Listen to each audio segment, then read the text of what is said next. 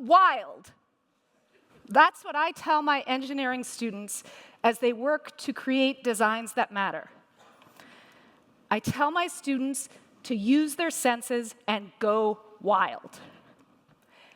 Wild is my shorthand for watch, inquire, listen, and do. Watch what people are doing. Inquire and listen to find out why. And do something. Use your body and mind to learn, experiment, go deep, and get creative. Done repeatedly, these simple steps will lead to good design. I'm sure of it. Why do I believe this? I'm an anthropologist, and for nearly 15 years, I've been teaching engineering students how to think like anthropologists in order to create designs that really matter. If done correctly, engineering starts and ends with people. And this is where engineers can borrow from the anthropologist playbook. We specialize in understanding people. We specialize in understanding through empathy. Engineers focus on creating systems and products to solve problems. But what are the right problems to work on? When an engineer wants to understand the world from someone else's perspective, they take time to get in their shoes, see the world from that other person's viewpoint. Anthropologists do this by going wild. Engineers need to do some of this. If engineers don't take the time to think in this way and do this kind of work, they can easily create designs that fall short of what people need and value. It happens a lot. It happened to Cindy. Cindy's a woman who, when she was in her mid-60s, she was on vacation and she suffered a catastrophic heart attack. As a result of medical complications, she lost both her legs below the knees and most of her fingers. I learned a lot about bad design and good design from spending time with Cindy. I met her a few years ago because I was interviewing people about how technology impacts their feelings of independence. After her hospitalization and rehabilitation, Cindy received a $90,000 robotic hand. The design and engineering of this device is remarkable. Cindy was very optimistic, very excited to receive this. But after going through a lengthy insurance process and specialized training to use this replacement limb, she found she had no use for it. She doesn't use it at all. It was too cumbersome to use. She refers to it as her Darth Vader hand. The inhumanly long fingers are awkward. It's too hot. It's too heavy. It's too robotic looking. It just didn't meet Cindy's needs. So first of all, Cindy really wanted to write Christmas cards in her own handwriting. Of course, there's great technology that's available, speech to text, one can communicate, but Cindy didn't want that. She wanted her handwriting back. And that's where things got interesting. Cindy's prosthetist, who's the same person who built her 2 prosthetic legs, heard her say that she wanted her handwriting. And what did he do? He went wild. So he watched her use her Darth Vader hand. He asked her questions. He listened. And then with scrap materials he found in his lab, he made for her a silicone pen holder that slips over her residual hand. With that simple device, Cindy got her handwriting back. And with that, she got back a little bit of her sense of self. So then he made a similar device to hold a fork, and another to hold a knife. Cindy uses these items every day of her life. They changed my life, she says. Cindy also went wild. Cindy wanted to be able to put on makeup in the morning, without Darth Vader by her side. So when she was in rehab, a rehab nurse reminded her of soft tubes that are often used when little kids are learning how to write. You can stick a pencil in them and it makes it easier to grip. So Cindy did that. She took her eyeliner, put it in a tube, and now she can put on her makeup in the morning by herself. Cindy's house is filled with these inventions. Cindy and people around her, including her neighbors, came up with numerous low-tech, low-cost devices for everyday high impact. So that hugely expensive robotic hand, top-of-the-line engineering, impressive design, really important to many people, a lifesaver for many people. In Cindy's case, it missed the mark on letting her reach what mattered most to her, which was independence and a sense of being herself again. There really was no place in Cindy's life for Darth Vader. Score 1 for the rebellion. So unlike Cindy, Terry had the benefit of working with a team of engineers who think like anthropologists. The team that worked with Terry, they went wild, and right from the start, they designed something that mattered most to her.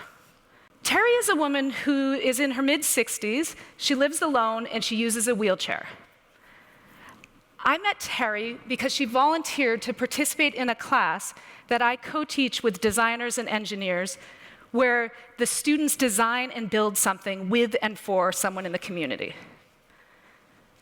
So early in their project, Terry's team heard Terry use the term cabin fever to describe how she feels when she's stuck in her apartment for too many days in a row. One of the most important tools that an anthropologist uses is to learn to speak the language of the people they're trying to understand. And so the team did that. They didn't want to understand they knew what cabin fever meant. They wanted to make sure they understood what it meant to Terry. What bothers Terry about being in the home too long? How long is too long? What does she like to do when she goes out? And with whom? What's preventing her from doing that? The team looked into all of that, and what they found is that grocery shopping is a highlight of Terry's life.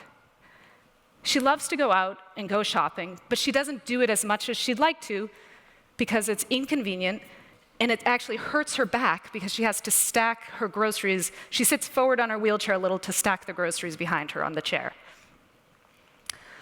So the team of students went with Terry to the grocery store. They watched her take items off the shelf, ask people to get things that were up too high for her. They watched her talk to the butcher, laugh with the cashier.